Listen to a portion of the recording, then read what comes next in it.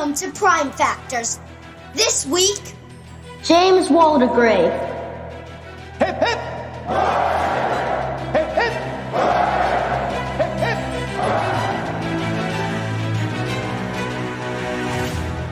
Hello and welcome back to Prime Factors. I'm Abram and here with my dad. We're reviewing all the British Prime Ministers from Robert Walpole to Keir Starmer. This is UK Special Episode 2, James Waldegrave. James Waldegrave is the second of two disputed prime ministers, back in an era where the system wasn't well defined. He was only in office for 4 days, so we're going to have a little bit of fun with this. No spoilers, Dad. Sorry. Don't forget that you can find us on Apple Podcasts, Spotify, YouTube, and at www.primefactorspodcast.com. No spaces. If you enjoy listening, please like, subscribe, comment, and review. You can also follow us on Blue Sky and Facebook. We are recording at home today. There are no places named for James Waldegrave, although his nephew, William Waldegrave, will be a naval governor of Newfoundland. Fort Waldegrave, which is in St. John's, I believe, is named for him. There is or was a village called Waldegrave in Nova Scotia, but I found almost no information on it, and I think it was absorbed into a nearby town. It's also most likely not named for James Waldegrave anyway. I haven't been to Nova Scotia, or, as I should call it, New Scotland yet. Yeah, I know. But even if we wanted to go, the only thing there right now in that town is an organic produce farm that is closed for the winter. I checked. If you don't know, we're recording actually in the fall. Yes, but they already shut down for the winter because it's colder in Nova Scotia than here. Winter doesn't mean like December to like February. It means once they pick all their crops in the fall and then they sell them all, they close. And at this point, they're already closed. Okay. Before we get to our episode, we have something exciting. A promo swap. We're going to be exchanging some promos with other history podcasts in upcoming episodes. For the first one, I am super excited that it is actually one of my favorite podcasts. It's Wittenberg to Westphalia, The Wars of the Reformation by Benjamin Jacobs. I also read a brief passage for him on one of his upcoming episodes. I have been listening to his podcast off and on since 2017, and it's kind of cool to be able to plug him now. So let me play his clip.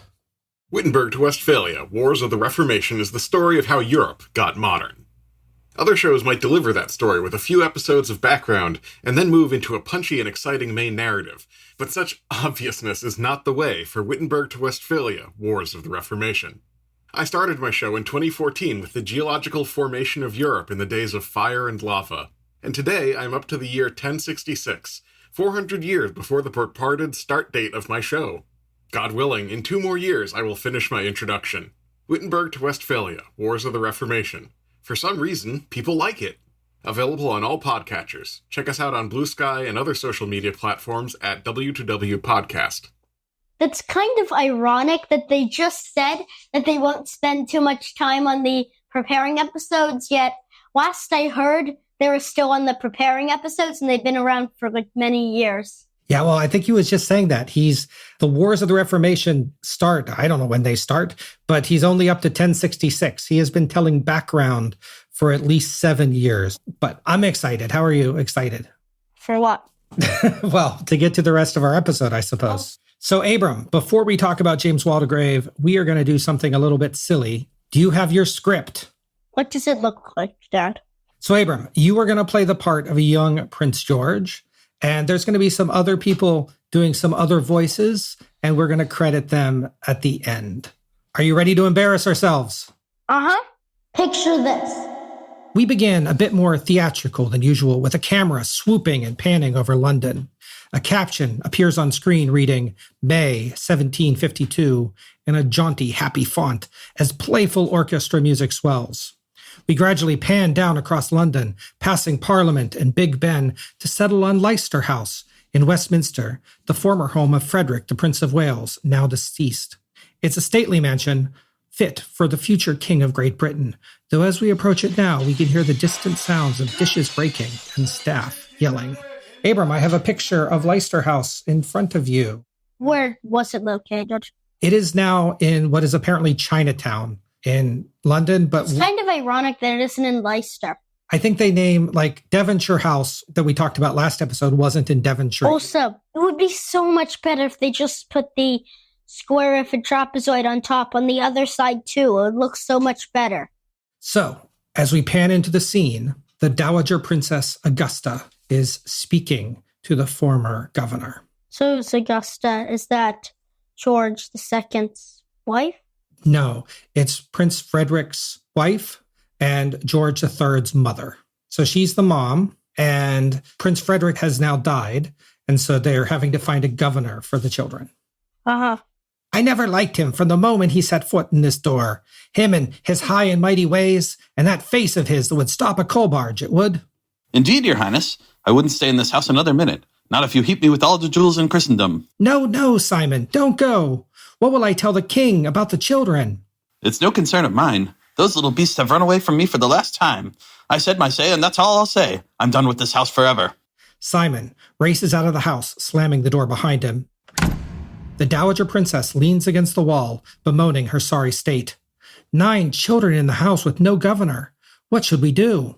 Wait, can't they just have Augusta stay there with the children? Yes, but that's not what they did back then, I guess. I don't really know.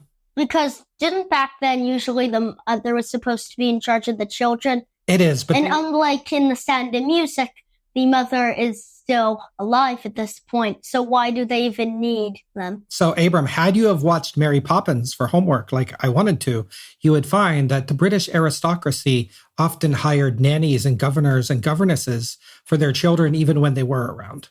Because they were too busy to raise their kids. They paid someone else to do it for them. Okay.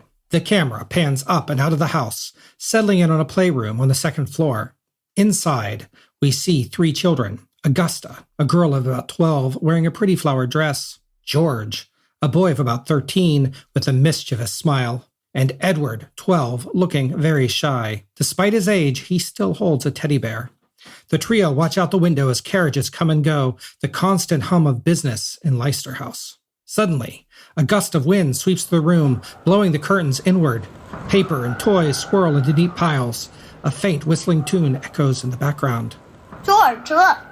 The children are in awe as a man appears over the London skyline, soaring through the air, carrying a briefcase in one hand and an open umbrella in the other. He floats across the London rooftops, bobbing and weaving, but heading straight for Leicester House. Perhaps it's a witch. Of course not. Witches have brooms. It's him, our new governor. He has rosy cheeks and everything, and no wards. The man continues to approach the playroom, flitting effortlessly through the large open windows and landing gracefully on the playroom floor, brushing off his immaculate coat. He carefully closes his umbrella and places it nonchalantly in his pocket before smiling at the children with his biggest, widest smile. Good day, your royal highnesses. I'm Lord Waldegrave, but you may call me Governor James. I hear you've been in need of some proper guidance. We better keep an eye on this one. He's tricky. He's wonderful. Now, His Majesty the King says that I am to begin teaching you immediately on the importance of government. You'll be king someday. He pats George on the head. And you're the spare in case George dies of smallpox. Better keep those windows open to get air, just in case. He pats Edward on the head. Edward holds his teddy bear even tighter and gulps. And you, he looks over at little Augusta. I'm sorry, the United Kingdom won't adopt absolute primogeniture until 2011. Wait, how does he know that? He's magic. Yeah, that makes sense. You're out of luck, I'm afraid. And your daughter is going to marry your cousin. Sorry about that. All the children look aghast as James pulls a small harmonica out of his briefcase, plays a note, and then begins to sing. For every job that must be done, there's an element of fun. You find the fun and snap, the job's a game. And every job you give your friend is more patronage you can spend. A bribe, a ride, there is no need to hide.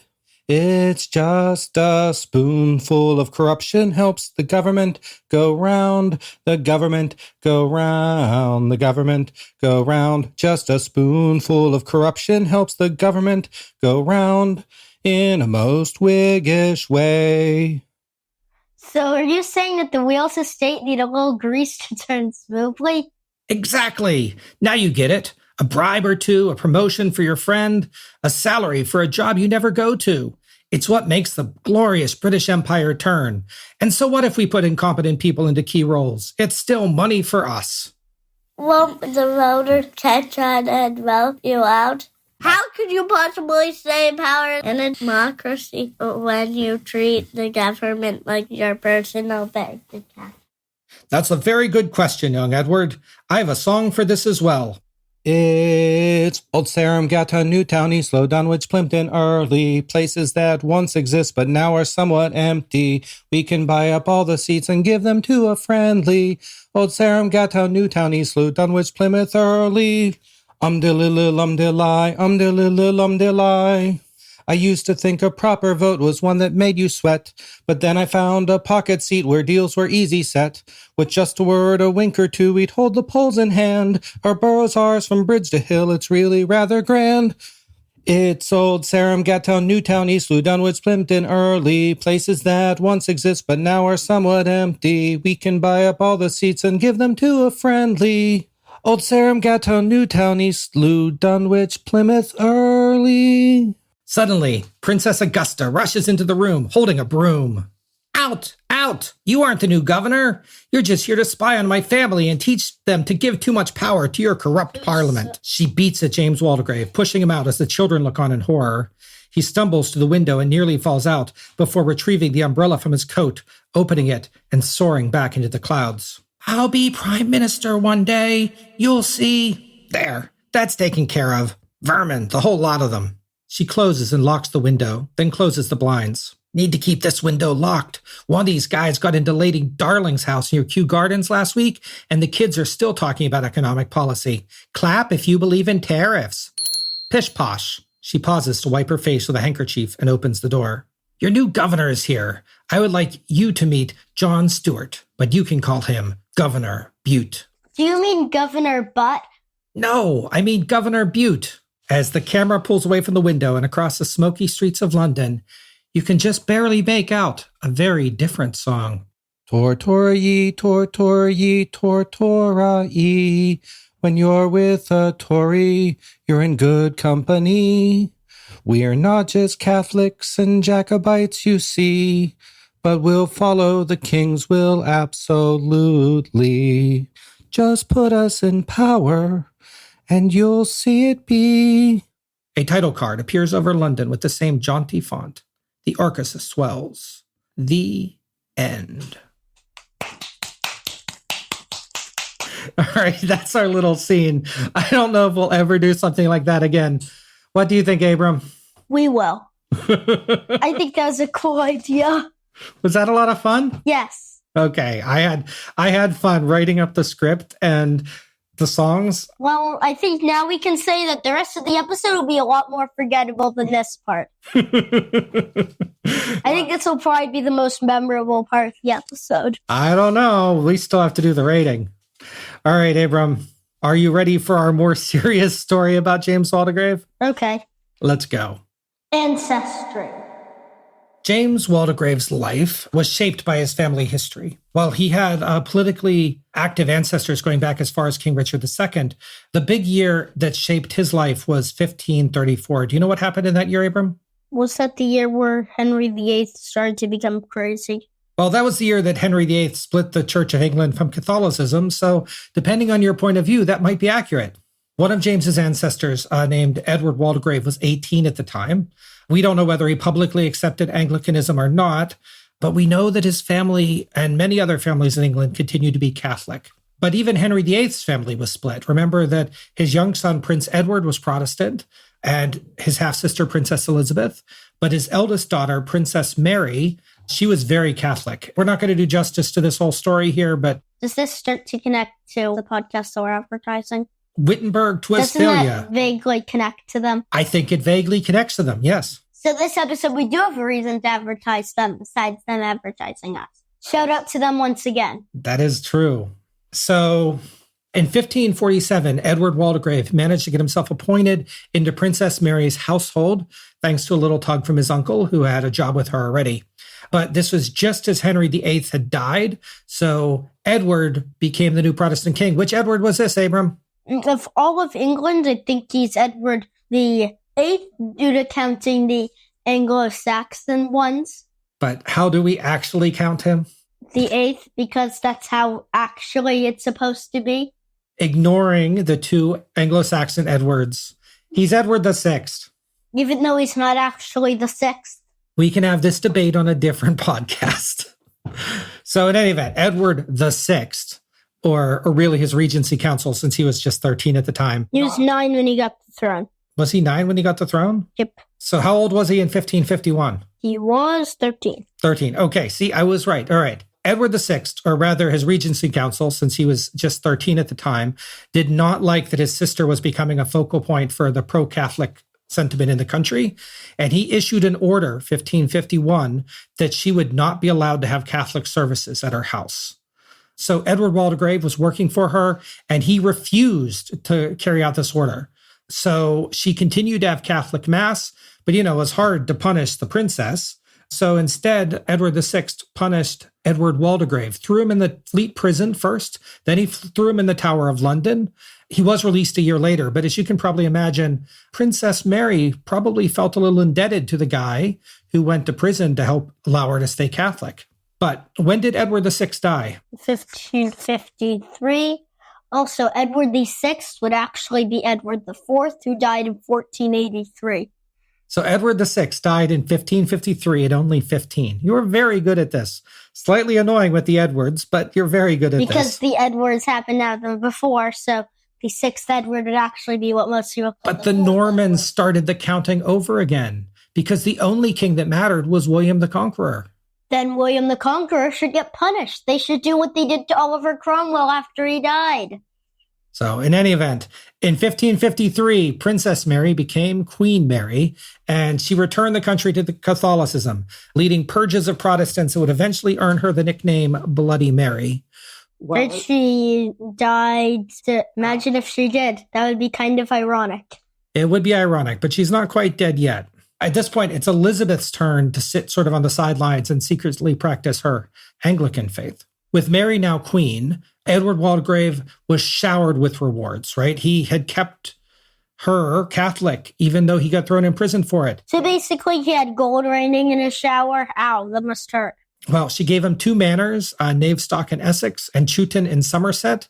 She knighted him. She added him to her privy council. The Waldegrave family was on the rise. Fun fact. The Waldegrave family is related to the Walpole family, which is related to the Princess Diana's family. That's true, and we're going to talk about that a little bit more later in the episode. I looked at a family tree, and it's true. It is pretty cool. So, Queen Mary, she wasn't queen very long, was she, Abram? She was queen for 5 years, which is a pretty long time. It's longer than some presidents. That's true, but she didn't live all that long, and she died without an heir. So her half-sister, Elizabeth, became Queen Elizabeth I, and she reinstated Protestantism. Edward Waldegrave, despite having been, a big person, a big important person in Queen Mary's reign, he refused to abandon his Catholic faith again, and Elizabeth threw him in the Tower of London. But unlike last time where he got out of the Tower of London in a year, she kept him there for the rest of his life. When did he die? He died in 1561. So the family had become important, and then the family become very unimportant again. We're going to jump ahead 2 generations. We find a guy named Sir Edward Waldegrave. At this point, the family had remained Catholic, but he is best known for joining a different lost cause. He was a royalist and a cavalier during the English Civil War. Cavalier like the marble I use? Yes. Abram names his marble run marbles after lots of different stuff. At 70 years old, he commanded a regiment of horsemen that fought for Charles I.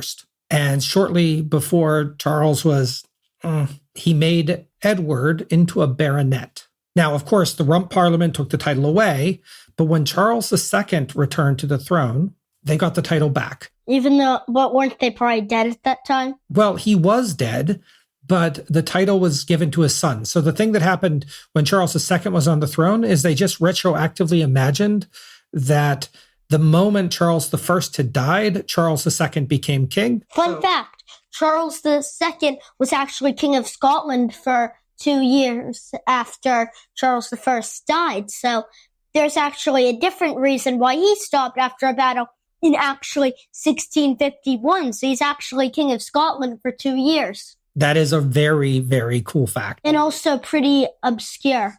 I agree. So the good news for the Waldegraves was that Charles II was secretly Catholic, or at least Catholic leaning.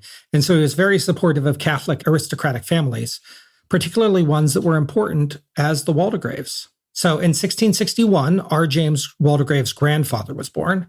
He's called Henry Waldegrave. And as a prominent Catholic, he's going to become very close to James, the Duke of York, and his family. This is the person who's going to be called James II. You knew that, right? James II and 7th. And How many times do I have to tell you that the James II of Scotland is different than the James II of England? So that's why he is James II and 7th. I am sorry, Abram. So in 1683, James II and 7th consented to allow Henry Waldegrave, who is our James Waldegrave's grandfather, to marry James II and 7th's daughter, Henrietta Fitzjames.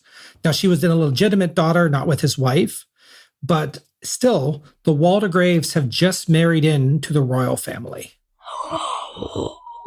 Now, what they didn't know at this point was that Charles II would die without children. So he's still James, the Duke of York. So they didn't know at the time that they were going to be marrying into the royal family. They assumed that Charles would have kids. He didn't have kids. His brother James got the throne, and now they're even closer. So the Waldegraves are coming to power. What could possibly go wrong? No Catholics? Hmm.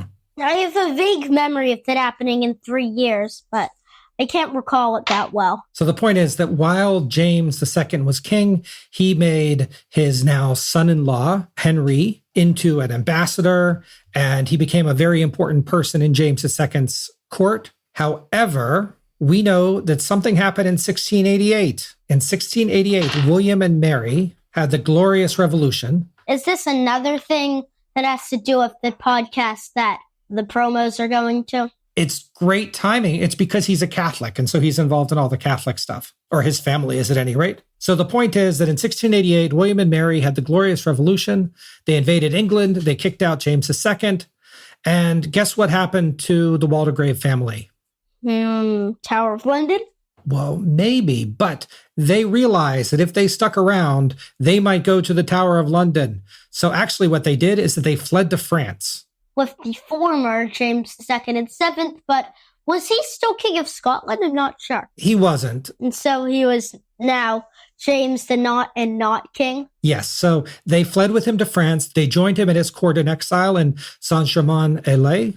I hope I'm saying that correctly. And then they had a kid. They named him James after James II and 7th and raised him as a Catholic in France. Then something kind of lucky happened, but also very sad. Henry Waldegrave, that's our James Waldegrave's granddad, died when his son James, our James Waldegrave's dad, was only 5 years old. So although his mother remained a Jacobite and they were very prominent, this meant completely by accident that all of the laws that were passed against the Jacobites that had rebelled during the Glorious Revolution didn't apply because James's dad was only 5.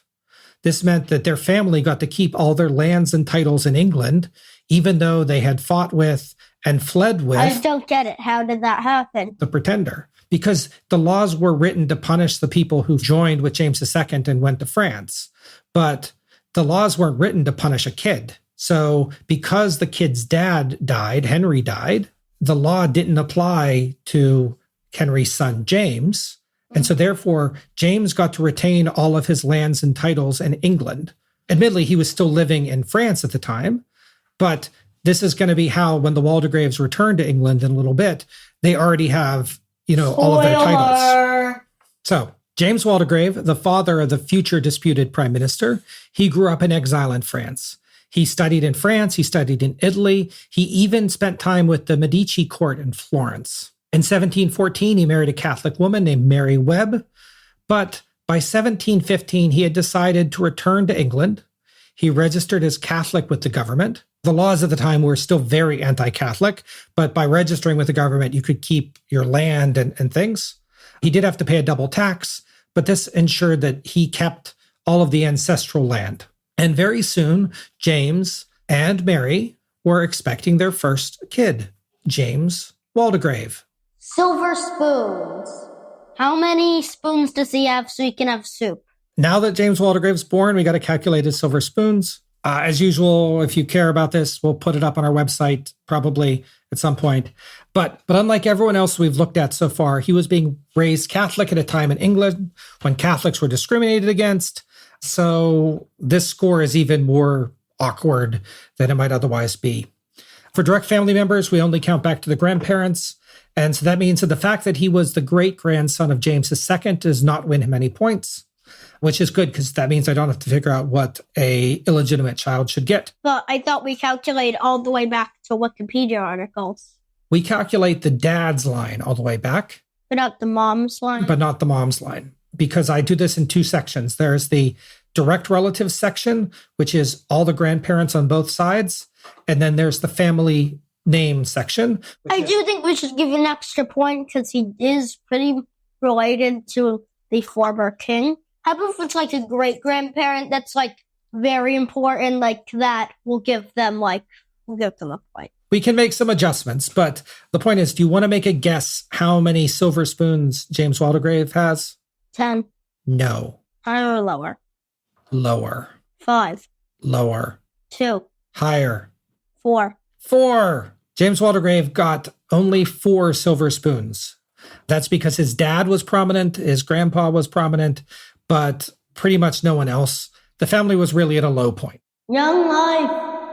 So James Waldegrave, our James Waldegrave, because of course he has the same name as his dad, he was born March 4th, 1715. Since he was born into a Catholic family, let's talk for a second about what that meant, right, in terms of being a Catholic, being raised in England. First, laws in 1673 and 1678 prevented Catholics from holding public office or any military ranks. So that means that James and his dad would be unable to get a job in the government or in the military. Catholics were often not allowed to purchase land, and they could only inherit it in limited circumstances.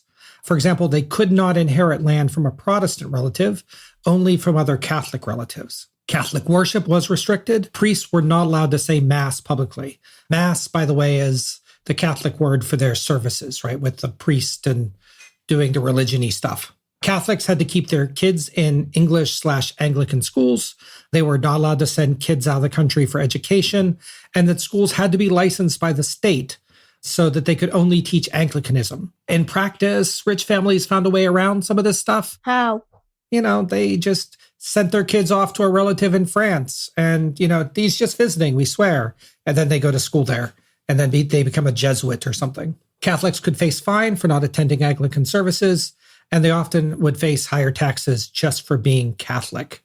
Which is bad. Yeah.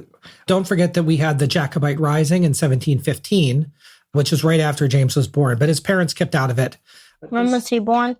He was born March 4th, 1715. And when did the thing happen? October, November, something like that. The bottom line is that made it even more uncomfortable to be a Catholic in England, right? Because they had just had a Jacobite rebellion. And it was even worse for them. Don't forget, they are literally related to the Pretender. James II is his great-grandfather. What do you think people are going to think, right? Bad. James's father did not want people to think that they're bad, and he would often fight against the idea that Catholics couldn't be loyal. So he joined a group to, quote, establish the Englishness of English Catholics' hearts, but it didn't make any progress. At this stage, right, the family was just growing. His sister, Henrietta, was born in 1717. His little brother, John, was born in 1718. But unfortunately, having children was dangerous back then, and James's mother died in 1719 while pregnant with a third sibling. And the sibling didn't survive, I'm guessing. No. So now a single parent, James's father continued to try to patch up relations between Catholics and Anglicans in England. He attended 2 conferences led by James Craig the Younger. We didn't really talk about him, but he was kind of important. At this point, he was Southern Secretary, but these conferences didn't go anywhere. There was no progress made. At some point after these conferences, James's father must have done some kind of literal soul searching. Should he remain Catholic, or should he take the easier road and just convert to Anglicanism? I think you should take the easier road. That's a tough choice. I mean, think about it. If you're a Catholic, you believe that if you convert to Anglicanism and they're wrong, you're going to burn in hell. I mean that, in the literal sense, which is why that word isn't a swear in this case. On February 12th, 1722, James's father took the oaths of allegiance and supremacy. He officially renounced his Catholicism. He was back in the good graces of England. And guess what? He got to sit in the House of Lords because he was still a baron. We don't know how the children felt about this, but keep in mind that James Waldegrave was only 6. His little brother was 4. And so they were pretty much too young to have an opinion. But for some reason, their sister, Henrietta, she went to move in with her grandmother, Henrietta Fitzjames, and she was going to be raised Catholic. The 2 boys were going to be raised Anglican, but the girl was taken to her grandmother's to be raised Catholic. We don't really know why. James was enrolled in Westminster School in London, and they started their life. They're now part of the political establishment. Because we're not spending enough time talking about the actual James Waldegrave we're supposed to be talking about, I will just say that James's dad, he got a lot of opportunities as soon as he converted. He briefly became a Lord of the Bedchamber to George I. He was made a special envoy to France during the signing of the Treaty of Hanover. As he became more prominent, James graduated from Westminster. He started going to Eton, which is a very important school. And according to at least some sources, James's father was supposedly involved in a secret plot. In June 1727, James's father supposedly hid George I's will. So George I had written a will that said that when he died, the electorate of Hanover and the King of England would be split into 2 different jobs. Like they wouldn't be in personal union anymore. The will apparently allowed for George II to continue to have both, but after that, they would have a different succession, and that the electorate of Hanover would be permanently split from the King of England. However, George II didn't want this. And so there is a rumor that George II supposedly worked with James Waldegrave, the elder, to hide George I's will, and it wasn't discovered for a long, long time. And so I'm not sure. This apparently came out because of Horace Walpole many, many years later, and it might not even be true at all. But what is true is that there is some reason that George II really, really became friends with the elder James Walpole at this point. So he showered him with gifts. He became one of Britain's top ambassadors. He had gone to both Paris and Vienna. He was a Lord of the Bedchamber. He was made an Earl, so he became Earl Waldegrave, which is why his son is going to be Earl Waldegrave as well. He was given the Order of the Garter. He's an Order of Undies. Yes. And he was even made the Vice Admiral of Essex. And all of this from a guy who wasn't even allowed to hold office a couple years before. James's dad was doing very well. When James's dad became an Earl in September 1729, James was given a courtesy title. We've seen that before. And so he is now the Viscount Chewton. He probably wished that they had come up with a better sounding title. Unfortunately, James's father had to be away for long stretches as an ambassador. James and his brother were in Eton, which is a sleepaway school. But when they came home from the holidays, if their dad was in Paris or Vienna, they would stay with their grandmother in Navestock. And remember, James had become really good family friends with Robert Walpole. Walpole helped him. Aren't they literally related, though? They're not related yet. So James's father had become very close friends at this point with Robert Walpole, and Robert Walpole had helped him get various jobs. And you might be surprised to learn that the families were so close that young Horace Walpole, who is Robert Walpole's son. Is he the book guy? He is the book guy. His age is between the 2 Walpole brothers. So he's younger than James, but he's older than John. Horace Walpole would come and spend holidays with the Waldegraves and their family in Navestock, and that there are actually stories in Horace Walpole's memoir of him being around 12, playing with James when he was 15 and John when he was 11 at their grandmother's house. Like, isn't that so awesome? It's like these characters had a childhood and play dates. Planes weren't even invented. He went to stay with his friends at their grandparents' house. That's a sleepover. It's a sleepover, fine. So James is going to remain close friends with Horace Walpole over his entire life. By 1732, however, James's dad decided that his kids should join him in France. He withdrew them from Eton. He hired a French tutor, a guy named Pierre Clement, to finish the kids' schooling.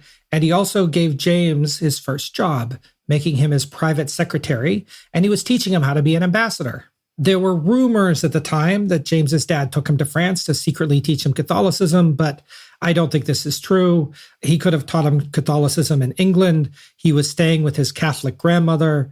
It doesn't make sense that he would have needed to take him to France.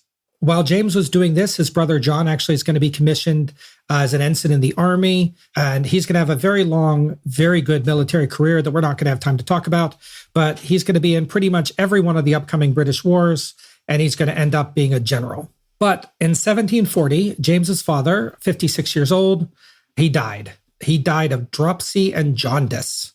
I don't know how you die of that. It sounds awful. Catholic sources claim that he recanted on his deathbed. And it's like, oh dear, I chose the wrong religion. But either way, he was gone. And that means that James, still only 26 years old, became the second Earl Waldegrave. Earl Waldegrave. Less than 2 weeks after his father died, James Waldegrave took his seat in the House of Lords. This is actually about the same time that William Cavendish entered Parliament. But of course, remember, he was joining the Commons. And this is like in Walpole's very end of his career. Shortly after he resigned, Walpole was faced by impeachment.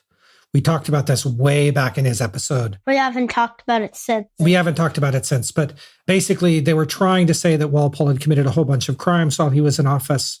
And ultimately the impeachment failed, like they weren't able to get enough votes. But one of the attacks against Walpole was that he appointed a Catholic, James's dad, the elder James Waldegrave, as ambassador to France. So James Waldegrave, our James Waldegrave, wrote a speech to defend his dad, but he never needed to give it because the impeachment failed. This is a big reminder that James and his family, remember, he is the Pretender's grandson.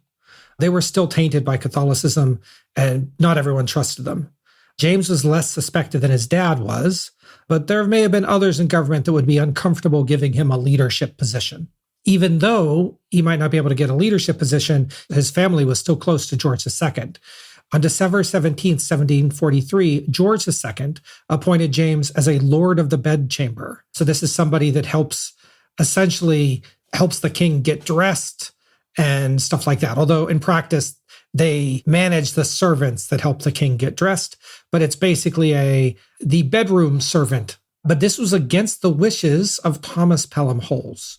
He wanted to place a royal wig in that position, but George II said, nope, I want James Waldegrave. This gave James direct time with the king, and they would actually become pretty close friends. In the years that followed, George II is going to push first Henry Pelham and then Thomas Pelham Holles, the Duke of Newcastle, to give James Waldegrave government jobs. He's going to try to get him Master of the Horse. William Cavendish got that job last episode, by the way. What's Master of the Horse? This was the guy responsible for officially the stables of the king. So he gets to clean horse poop. He gets to be in charge of the people that clean the horse stuff, yes. Of course, he doesn't have to clean the horse. But he also gets to sit with the king during parades and stuff. So it's a pretty important... Does he get to sit on a horse next to the king? Yes. So George II tried to get him a couple of ambassadorships, and the intention seems to be that George wanted him to eventually be Secretary of State. But for some reason, they kept blocking him. Like, he kept saying, can James Waldegrave do this? And then the prime minister kept saying, no. In 1750, Henry Pelham actually talked about this, explaining why he wasn't giving him any high jobs. He said that Waldegrave was, quote, as good-natured, worthy, and sensible as any man in the kingdom, but... Of course he's talking that fancy. Of course. But totally surrendered to his pleasures, and that I believe that mankind, no one more so than himself, would be surprised to see him in such a high office. In other words, Waldegrave was too much of a playboy to even want a serious job, and it sounded like Henry Pelham didn't think he'd do well even if he got one. So this is as good a time as any to talk about his... personality. By this point, James Waldegrave was in his mid-30s. Despite coming up as a Catholic, it had been at this point 30 years since his family had been outside the political sphere, and that he was the aristocratic son of a prominent ambassador, and that seems to have shaped his personality in a very different way than his father. When Henry Pelham said that he had surrendered to his pleasures, he probably was referring to one of Waldegrave's long-term problems, gambling. At some point in his 20s, James began frequenting White's, a London club, a gaming establishment. It was a place where people could come together and socialize, but also bet on things. And from what I understand, this included normal types of gambling like dice games, but also places where the rich could make kind of more weird bets. In 1743, for example, he placed a bet, a very macabre bet, that fewer than 14 members of the House of Commons would die in the coming year. And someone else bet that more than 14 would die in the coming year. And how? This wasn't a small bet. This is like $30,000 in today's money. There was another bet where they gambled on which of two old men would die first. So it's crazy amounts of money. It just feels distasteful. I don't know if this was common, but about this 14 House members, I thought I could look this up, but it turns out that there isn't that great of records. So I wasn't able to figure out whether he won the bet or not. According to ChatGPT, on average, between 11 and 14 members of the House of Commons would die every year, but ChatGPT could have just been making that up. So it seems like it could have been a good bet, but I don't know whether he won or not. So in 1760, so we're going far ahead, when George II died, James Waldegrave was going to claim that he was too ill to go to the king's funeral, but that he was strong enough to go play games at White's. So when you're missing the king's funeral to gamble, I think you might have a gambling problem. Now, that's still years in the future, but I have a feeling that Henry Pelham might have been aware of this. On the bright side, James Waldegrave was considered educated. He was well-read. In 1749, he received an honorary doctorate from Cambridge. He was made a Fellow of the Royal Society, which means he must have done something important to science. So is he a doctor now? He was an honorary doctor of law. So he was more like a lawyer, but not even a real lawyer. He was an honorary lawyer. I'm assuming that he made big donations to someone and they said, thank you for the money. Here's a doctorate. Waldegrave also maintained correspondence. He sent letters to his former tutor, Pierre Clement, who had become a playwright and a literary critic. Some of Waldegrave's, not his letters, but some of the replies to his letters were published in a magazine called 5 Literary Years. It was a French magazine. It was actually Les 5 Années de Littéraire. I cannot pronounce the French. I apologize. Waldegrave bought 10 copies of every issue, and other British elites like William Pulteney, William Pitt, and William Cavendish also subscribed to this magazine. For some reason, all named William. I don't think that had anything to do with it, but William Pitt, William Pulteney, and William Cavendish were the 3 that I found on the list of subscribers, which was published online. Amazing what you can find online in 2024. Or whatever in the future for our listeners. Yes. So in March 1751, someone died. Do you know who died? Frederick, the Prince of Wales, died. James's days as an idle playboy would soon be coming to an end. Lord Warden of the Stannaries. After Frederick's death, it was necessary both to find men to hold his offices, as well as ensure the care of Frederick's family, including all of his many children, one of which was the future George III, still at this point called Prince George. So having looked for years for a chance to offer James a more prominent job, George II gave him the job of Lord Warden of the Stannaries, which was a role that was previously overseen by Frederick. This is a role primarily in Cornwall and Devon, so we're like in way southwest of England. It's kind of like the Lord Lieutenant roles, except that he was responsible for the tin mines in southwest England. And so I'm going to give you a 40-minute history of tin mining in England. 40 minutes. I'm kidding. I'm not going to give you a 40-minute history of tin mining. But the point is that tin was very important to Britain at the time. It could be mixed with copper to produce bronze. It was used for cannons and other artillery. It was used for cookware, decorations. They sold a lot of tin to Europe. So this was a big deal that he was put in charge of the tin mines in southwest England. And those mines were so important that the tin miners, the people that worked there, had special rights that nobody else had. And so being Lord Warden of this was actually a very important job. And one of those special rights that they had was something called the Parliament of the Stannaries, or Parliament of the Tinners. Stannaries seems to be a very old word for person who does tin. I've never heard it before this week. So these parliaments that originally established in the Middle Ages were unique legislative assemblies representing just the tin miners of Cornwall and Devon. They could enact laws for the tin industry. They could raise taxes. They could mediate disputes. They could make judgments. This was a huge local benefit, and I don't know any other part of England quite like it. And the Lord Warden was responsible for leading these parliaments. The government in London didn't really like this. They thought that having a parliament in Cornwall could diminish their authority. So part of the role of the Lord Warden was to ensure that both sides got a little of what they wanted, but not a lot. So in August of 1752, one of these parliaments was called, and James was expected to lead the parliament, to act as the speaker and the king's representative, but he wanted nothing to do with it. He didn't care about tin. He didn't care about the miners' disputes. He claimed he didn't understand tin. Like, he had had more than a year in this job, and he still couldn't have been bothered to learn anything about the tin industry. So he decided not to come. This was the first time in 200 years that the Lord Warden refused to attend one of these parliaments.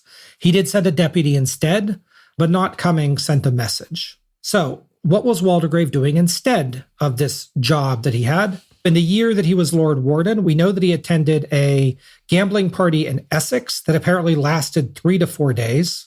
We know that he still went to White's in London.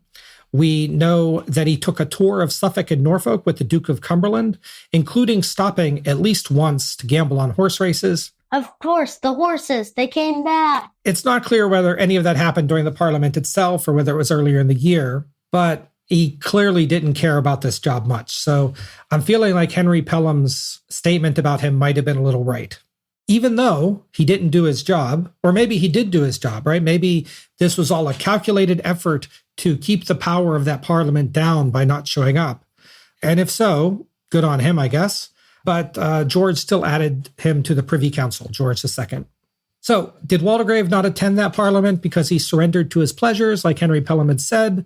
Or was it a political move to increase the power of London? Well, I guess we're going to have to decide that when it's time to rate him. Governor to the Prince of Wales. So with his role as a Lord Warden either a success or a failure, well, depending on your point of view, George II wanted James for another important job, to help take care of his young grandson. After Frederick's death, a man named Simon Harcourt was appointed as his governor, and he's going to be responsible for his upbringing and education. So this might come as a surprise since George's mother was still alive. She's Princess Augusta of Saxe-Gotha, and now the Dowager Princess of Wales. But she was not British. She was not well liked by George II. And it's also true that in those days, having nannies and governors was very common, especially among the aristocracy. So the household of the Prince of Wales, based out of Leicester House, they already had tensions with George II even before Frederick died. But with Frederick now gone, George II and Princess Augusta battled over who would control the life and education of the future George III. So appointing a governor, especially one allied with George II instead of Augusta, was a critical part of this battle. And so this is kind of where our story at the beginning takes place, right? We had Simon. He was the previous governor. He's going to quit or be pushed out. And then we're going to see, because this is the job that James Waldegrave got shoved into. So in 1752, Prince George was just 14. As part of this reshuffling, he was also made keeper of the privy purse for the household, and he was essentially put in charge of what they called the junior court. That's the court in waiting in case George II would accidentally die. But at least at first, James seemed to do his job fairly well. He didn't like to teach from books, and he supposedly had a more free-form style, very Mary Poppins-esque, I guess. But presumably part of his role was to hire other tutors that'd be able to fully educate George on his responsibilities as king. So to the best of my knowledge, he did not sing songs about parliamentary seats and the flaws of their democratic system. But hey, who knows? It could have happened, right? So James had another more secret job. He was the Pelhams, especially Thomas Pelham Hole's man on the inside. So his job was to watch Leicester House and report back to the government on the activities of the future king and his family. George II was especially interested in what Princess Augusta was up to and how she was steering the attitudes and beliefs of that future king and of his siblings. At this point, Henry Pelham had died, and so Thomas Pelham Holes is now prime minister, just to keep things straight. In November 1754, Thomas asked James Waldegrave to give the address to the king, a speech in the House of Lords that was in response to the king's speech. But this was interpreted by Princess Augusta as a sign that Waldegrave wasn't really on her side. He was actually on Newcastle's side. And so from this point on, she begins to court John Stuart, the Earl of Bute, for a role on the junior court. And as he walked in, he was singing under his breath, Tor-tor-ree, tor-tor-ree, tor-tor-tor-roo. That does connect back to when we started. There. So you don't think this was all work and no play. Actually, the Duke of Cumberland would still take James on trips to gamble on horses during this period. So there's a story of him going to Maidenhead in Berkshire County and betting on horses. By August 1755, Princess Augusta was setting the stage to push Waldegrave out. She reported in a letter that he was distant to her and that she didn't know him well despite his years of service. She complained that Prince George was not learning well, in part because Waldegrave was not teaching him the things that he wanted. She gave a specific example where Prince George had asked Waldegrave to teach him about the British Constitution, but he refused, saying that maybe somebody else should teach him that instead. At 17 years old now, Prince George was becoming more involved in politics. A big issue at the time was the funding for the ongoing war, and King George II favored allocating resources to defend Hanover, while William Pitt argued that Britain should focus only on strengthening its own military.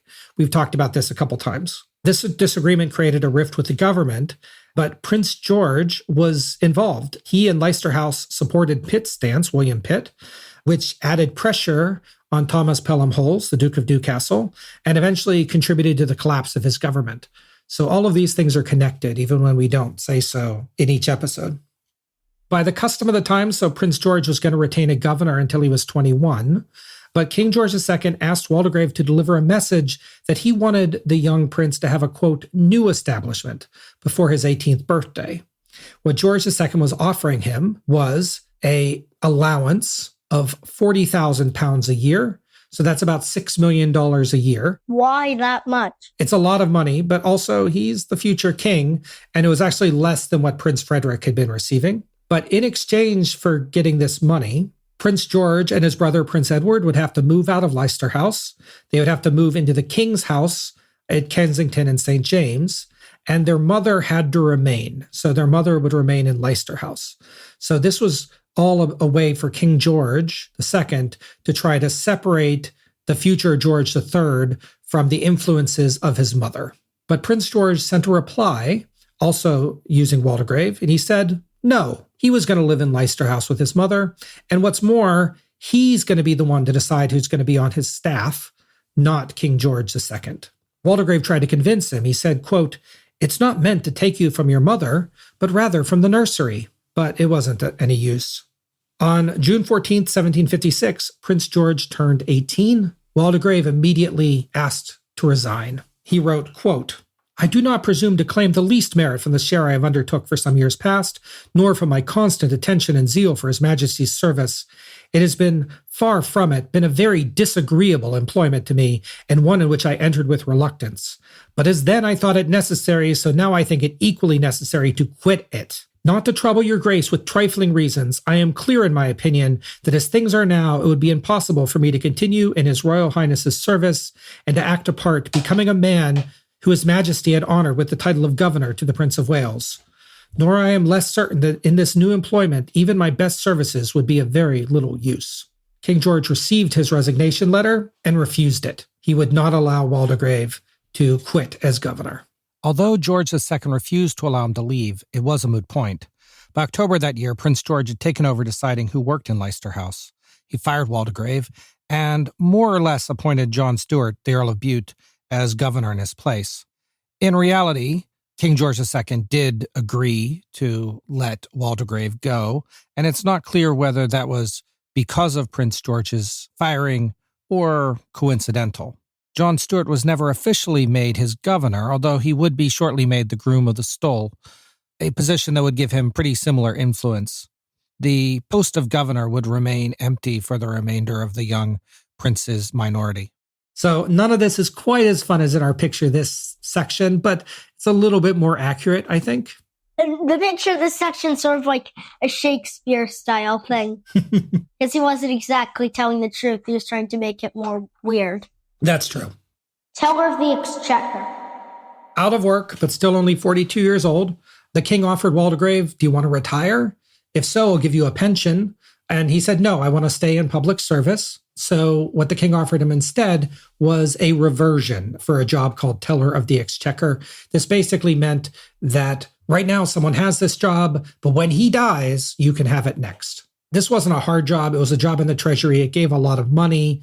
It wasn't that influential, but it paid well. But while he was unemployed, he didn't just spend his time gambling. He was also spreading rumors, including one that Princess Augusta, the Dowager Princess of Wales, was secretly dating John Stuart, and that's the reason why he got chosen to be the new governor. Of course, her husband was dead, so I don't think it was illegal for her to date or to have a relationship with someone, but it definitely would have been a scandal. And Waldegrave was implying that John Stuart's close relation to the family was actually because he was her secret boyfriend. Now, most historians today think that this is not true, that he was making this up. It seems very petty, like something you would do, like teasing at school. William Petty? Not William Petty. Penn. We'll put a pen in William Petty, okay? It was petty, but he hated working for her. He hated John Stuart, and making up lies was, I guess it felt good. While Waldegrave awaited that position as a teller, Newcastle's government was failing. He lost Minorca in May, and Newcastle had resigned in November 1756. William Cavendish had come in, become prime minister, but he was struggling to keep a stable government. So during this time, Waldegrave and Newcastle, Thomas Pelham Holles, were remaining in close contact. Thomas sent him a letter, quote, begs to represent to my Lord Waldegrave how inadvisable it would be to make any alteration in the present administration till the supplies are raised and the inquiry disposed of in some way or another. In other words, don't rock the boat, James. We need to keep this government working for now. The war is too important. The current teller died in 1757, so he finally could take up his new job. But in May 1757, James was asked to give a speech in Parliament. Basically, George II had asked for a huge £1 million for the war, and that he gave a speech in favor of George's high money request. This was to block somebody else who had wanted to only give him £300,000. George II really appreciated this speech, and it's one of the few times, that James Waldegrave really emerged as a leader and a good speaker in Parliament. But with the Devonshire government on the verge of collapse and the negotiations with William Pitt stalled, George II looked to find someone that he trusted to lead the country. Believing it was time for new leadership, he turned to James Waldegrave and Henry Fox to form a government capable of navigating the crisis. Prime Minister?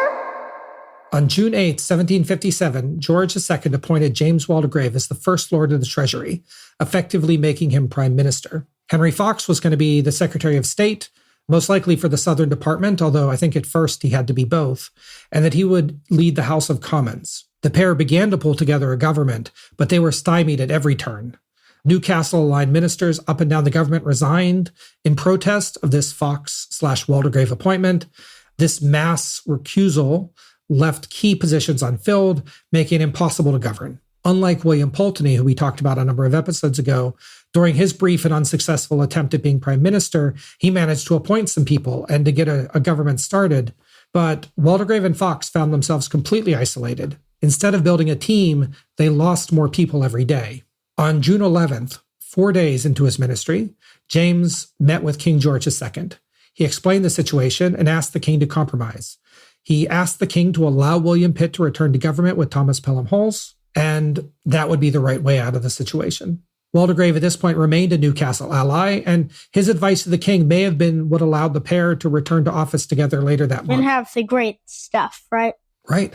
Only a day after this audience, George II gave up. Exactly what happened next is a bit unclear.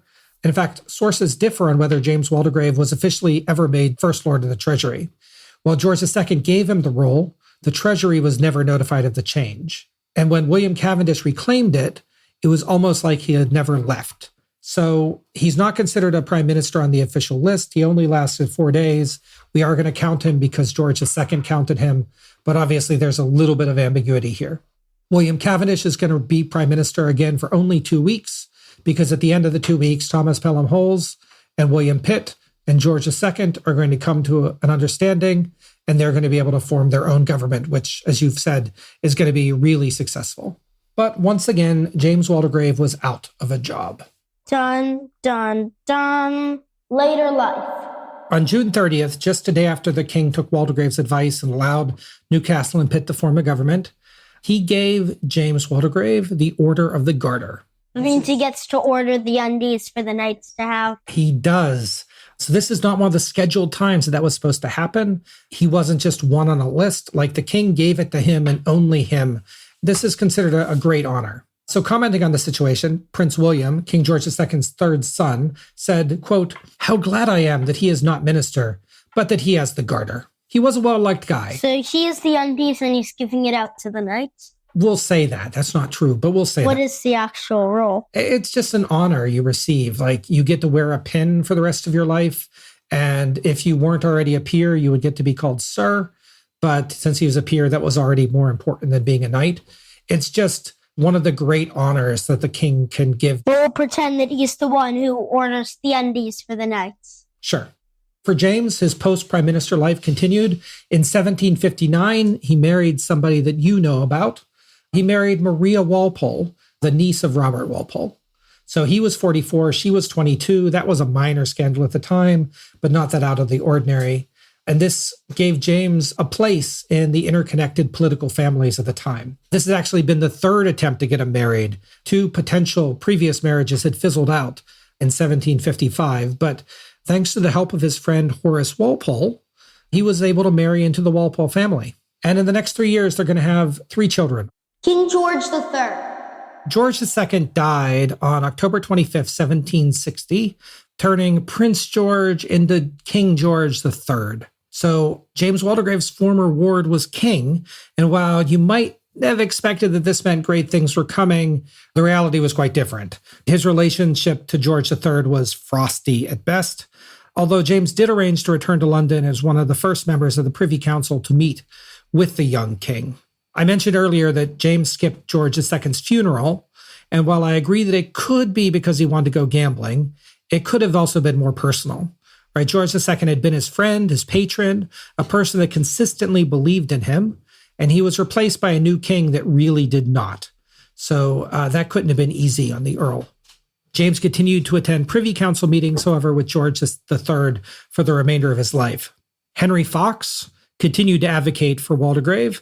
He may have offered him Lord Lieutenant of Ireland in 1762, but Waldegrave refused. It's unclear whether he officially offered or was just feeling him out. It's hard to say. Later, when John Stuart is pushed out as prime minister, we're going to discuss that in an upcoming episode, Fox put Waldegrave up as a candidate to be the next prime minister for real. And Fox said of him, quote, "A man of strict honor who will go through what he engages in without indiscretion is by his friends both respected and beloved. He has few enemies and no view to popularity." To which George III replied, quote, "He would fairly be but a chip in the porridge." I don't know what a chip in the porridge is, but it doesn't sound like that was a compliment. And in the end, George III did not want to give him prime minister. If it was George II still in charge, I think he definitely would have gotten it. I agree. So who was prime minister after John Stuart? George Grenville. Very good. James Waldegrave was given more offers. He was offered a role as an ambassador to France. He turned that down. But by April 1763, James Waldegrave had contracted smallpox. This disease was a lot deadlier for older sufferers than it was for younger ones. And while he was 48, he was badly affected by the disease. His health deteriorated rapidly. He died on April 28th, 1763. As he had no sons, his brother inherited the earldom, and he became the third Earl Waldegrave.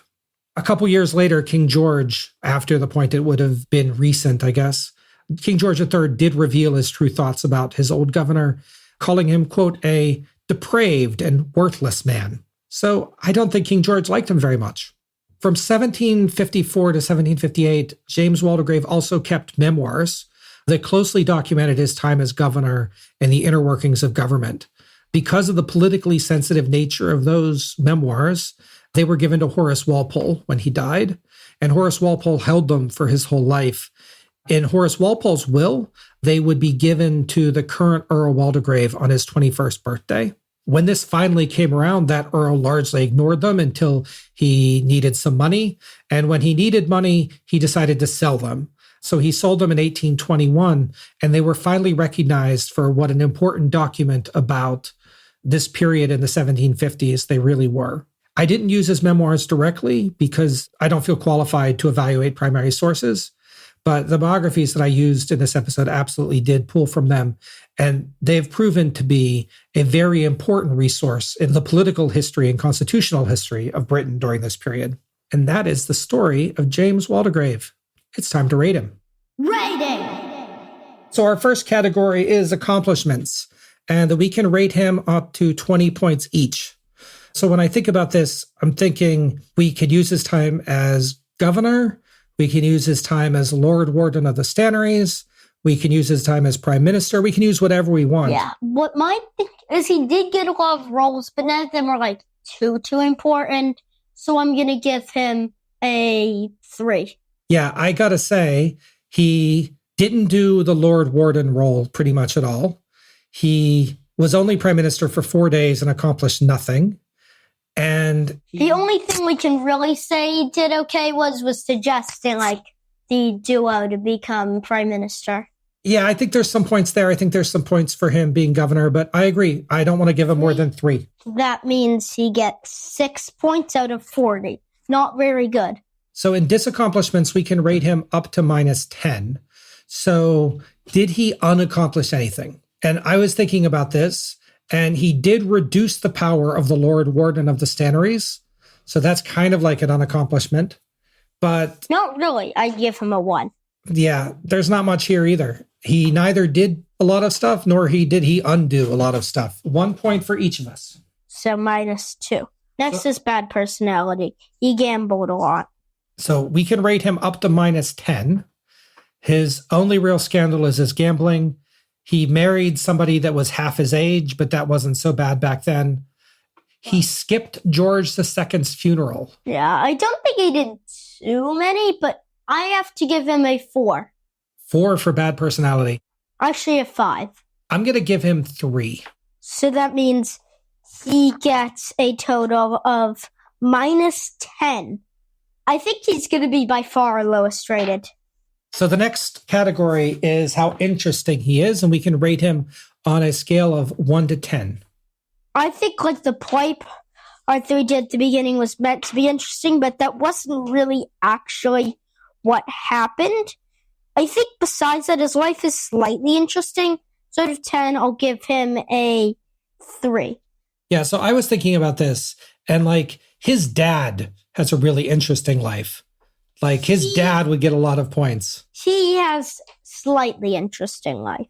Yeah, but James, what did he do, right? How many points did you give him? 3, and I recommend you give him 2 so he can have 5. Well, I was going to give him 2 anyway. So 3 points for Abram and 2 for me. So that means he gets 5 points out of 20. So the next is looks. And unfortunately, the printer did not print this, so I'm going to go bring it up very fast. So this is a picture of James Waldegrave.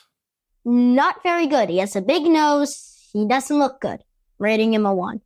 He has a wig on. He does have a big nose. I mean, that's a huge nose. I think he looks kind of ugly, to be honest. He has a sash. He has a little star. I think that's the Order of the Garter. I'm giving him a 1. I'm going to give him, I mean, it is a very bad picture. I'm going to give him a 3. So that means he gets 2. So lifespan, how many points does he get? He lived to 48, so he gets 4.8. And his term, he was prime minister for 4 days. How many points does he get? Let's check. It's not very many. He gets 0.1. No, 0.01. He does not get much. Okay, so adding it up, he gets... His final score is 7.81. This is by far the lowest. The previous lowest score was Spencer Compton with 22 points. He didn't even come close. Mm-hmm. Mostly because of how much minus he got. If he didn't get any minus, he still wouldn't have beat Spencer Compton, which is the crazy thing. He would have been close, but he wouldn't have beaten him.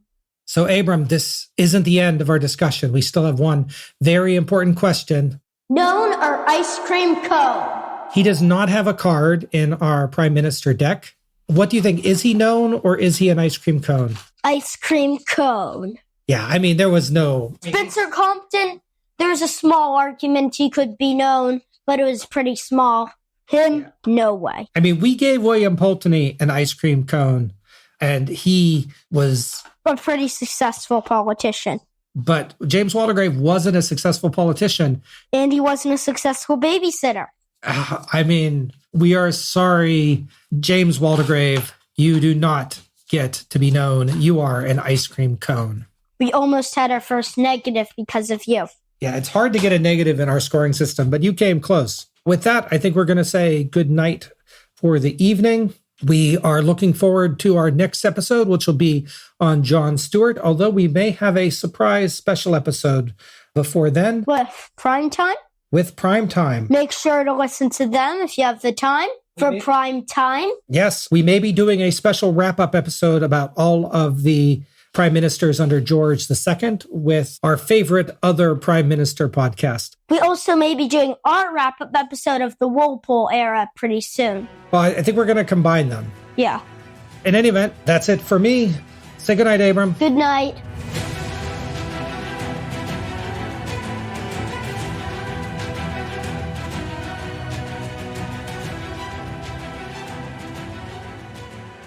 Bibliography. Before jumping into the bibliography, I need to provide some credits for several friends that participated in our skit at the beginning. If you liked what we did, please let us know. It's the first time we've ever tried something like this. It was a lot of fun, a little bit less serious, perhaps, but Abram had a blast and he can't stop talking about it. So I feel pretty good as a dad right now. Of course, we had Abram playing Prince George. His uncle Dave played the former governor, Simon Harcourt. Dave is Instagram famous, and you can find him at Dave Zakin on Instagram. He does amazing art, some of which I cannot show Abram because it has dirty words on it. But we love him anyway. Cousin Elliot played Prince Edward, and I played everyone else. In terms of sources, our primary source this time was The Memoirs and Speeches of James II Earl Waldegrave, edited by J.C.D. Clark in 1988. Now, this is mostly a book of his memoirs, but Clark provided an extremely detailed, extremely well-written biography that made the backbone of most of this episode. That was augmented by other sources, including the James Waldegrave entry in the 1885 edition of the Dictionary of National Biography. As usual, our editor is Samuel Cunningham, who probably never thought that he'd be editing this kind of podcast. And for that, I am both grateful and apologize. You can find him at Sam C. Production on Fiverr. Next time, it'll be Jon Stewart, the Earl of Bute, or possibly a special episode. We will see. See you then.